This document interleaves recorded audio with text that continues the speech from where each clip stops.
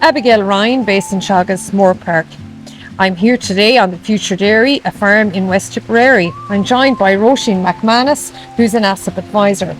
Roisin, we've lodged planning permission recently here on the farm to put in a new milking parlour and a collecting yard tank. Brilliant, yeah. So looking at the plans currently on the farm, you're storing slurry and soiled water together. So these new plans that you have in place is going to allow you to separate your slurry and soiled water. And I suppose it's also going to mean that you're going to future-proof your slurry and soiled water in line with the new regulations that are coming in October 2028.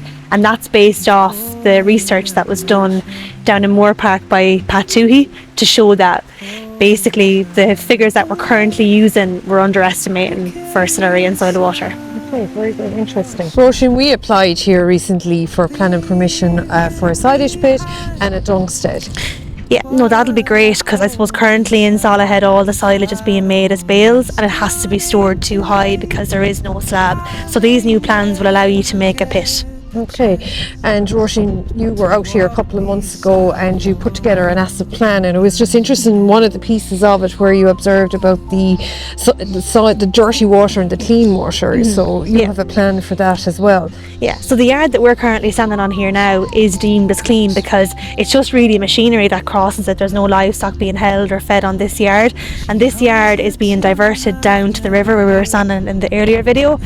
But I suppose the problem here is there's an awful lot of sediment accumulation, and with sediment you have nutrients buying into the sediment. So what I advised here is that we put in a 2-chamber settlement tank to collect the sediment off this yard, to hold back as much sediment getting to the river as possible. And then out of the 2nd chamber of the settlement tank, that water goes into a nature-based solution to further filter the nutrients of that water. Really good. I suppose, Roisin, you mentioned sediment a few times, and just really briefly explain to us the danger of this sediment ending up in the river. What does it do? Well, look, the biggest problem with sediment is that the nutrients bind to the sediment, and then it causes just a blockage really in the river and the habitat within that river. Roisin, one of the measures inside in your AsSip plan suggested that we put maybe a riparian zone along here because it's a really vulnerable part of the farm as regards flow paths. Maybe could you explain that a little bit more to me?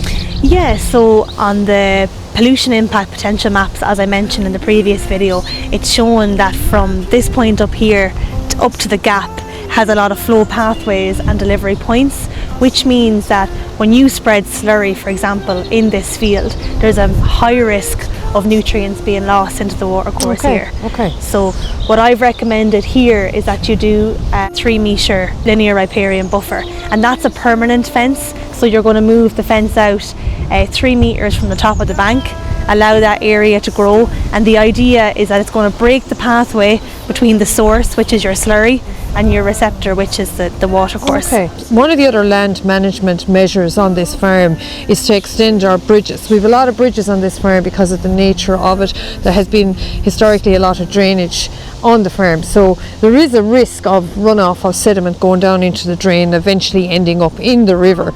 So we're going to extend these bridges by 4 to 5 metre either side to reduce the risk of runoff. We have a lot of roadways on the farm to get access to the paddocks. So the camber in this particular area, because we're beside a drain, has to be slightly tilted over into the field so that sediment flows directly into the field instead of to the drain. So we're here in another field that has flow pathways and delivery points, and it's very obvious in reality that this whole field is sloped right down towards the drain here. So in the AsSip plan that I gave Salahead, I asked that again they break the pathway. So a couple of months back they sowed a hedge the whole way along the drain here, and the idea is that when slurry is spread, then that the hedge is in place to uptake any nutrients, break the pathway and minimise loss into the drain here.